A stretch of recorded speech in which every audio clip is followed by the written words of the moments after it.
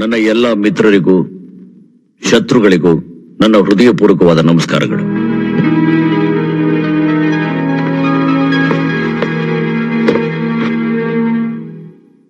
ಬಹುಶಃ ಹಿಂದೆ ಕೂತಿರೋರಿಗೆ ಈ ಬೋರ್ಡ್ ಸರಿಯಾಗಿ ಕಾಣಿಸೋದಿಲ್ಲ ಅನ್ಕೋತೀನಿ. ಡೋಂಟ್ ವರಿ, ನಾನು ಹೇಳ್ತೀನಿ. ಇವು ನಮ್ಮ ಮಹಾನ್ ದೇಶದ ಕೆಲವು ಮಕ್ಕಳುಗಳ ಭಾವಚಿತ್ರಗಳು. ನಮ್ಮ ದೇಶದ ಎಲ್ಲಾ ರಾಜ್ಯಗಳ ಮಕ್ಕಳು ಇಲ್ಲಿದ್ದಾರೆ. ಆದ್ರೆ ಅವ್ರು ಯಾರು ಈಗ ಜೀವಂತವಾಗಿದ್ದಾರೆ, ಆತ್ಮಹತ್ಯೆ ಮಾಡ್ಕೊಂಡಿದ್ದಾರೆ. They have all committed suicide.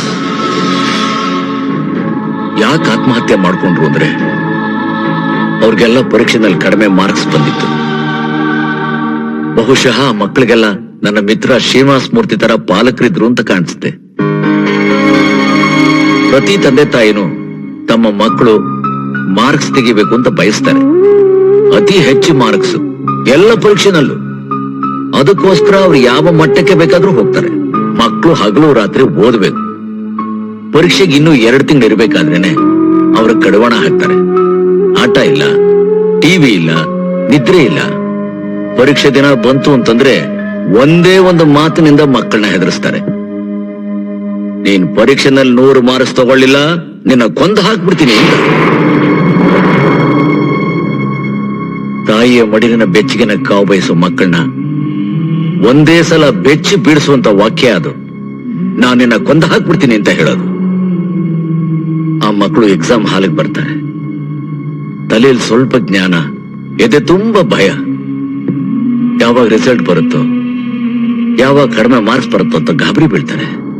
100ಕ್ಕೆ ಒಂದೇ ಒಂದು ಮಾರ್ಕ್ ಕಡಿಮೆ ಬಂದ್ರು ನಾನು ನಿನ್ ಕೊಂದಾಗ್ತೀನಿ ಅಂತ ಹೇಳಿರೋ ವಾಕ್ಯ ಅವ್ರ ಕಿವಿಲಿ ದೊಡ್ಡದಾಗಿ ಪ್ರತಿಧ್ವನಿಸುತ್ತೆ. ಕೊನೆಗ ಆ ಮಕ್ಕಳು ಇಲ್ಲಿ ಕೊನೆ ಆಗ್ತಾರೆ. ನಿಮ್ಮ ಮಕ್ಕಳಿಗೆ ಮಾರ್ಕ್ಸ್ ಕೊಡೋದಿಲ್ಲ ಅಂತ ತಾನೇ ನಿಮ್ಮ ಕಂಪ್ಲೇಂಟು? ಹೌದು, ನಾನು ಮಾರ್ಕ್ಸ್ ಕೊಡೋದಿಲ್ಲ. ಈ ರೀತಿ 100 ಮೀಟಿಂಗ್ ಕರೆದ್ರೂ ನಾನು ಮಾರ್ಕ್ಸ್ ಕೊಡೋದಿಲ್ಲ. ಯಾಕೆಂದ್ರೆ ನಮ್ಮ ಸ್ಕೂಲ್ನಲ್ಲಿರೋ ಒಂದೇ ಒಂದು ಮಗು ಫೋಟೋ ಕೂಡ ಇಲ್ಲಿ ಬರಬಾರ್ದು. ನಮ್ಮ ಸ್ಕೂಲ್ನಲ್ಲಿ ಹಾಗಾಗೋದಿಲ್ಲ ಅಂತ ನಾನು ನಿಮಗೆ ಮಾತು ಕೊಡ್ತೀನಿ. It's my promise.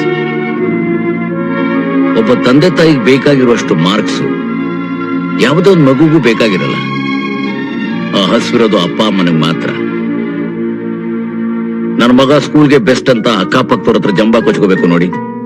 ಒಂದೇ ಒಂದು ಮಾರ್ಕ್ಸ್ ಕಡಿಮೆ ಬಂದ್ರು ಅವ್ರ ಅಹಂಕಾರಕ್ಕೆ ಪೆಟ್ಟು ಬಿಡುತ್ತೆ.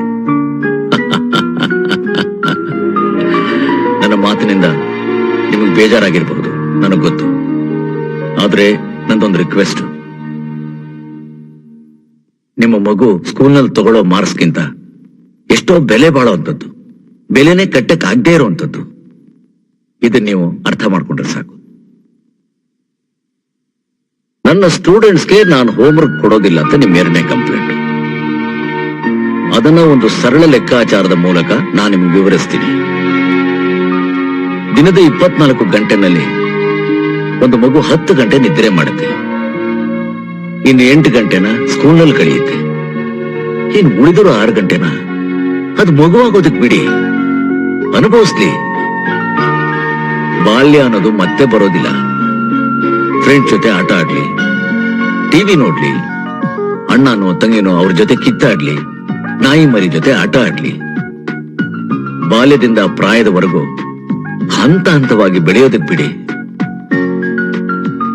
Don't ask them to jump all of a sudden. Any more questions? Thank you.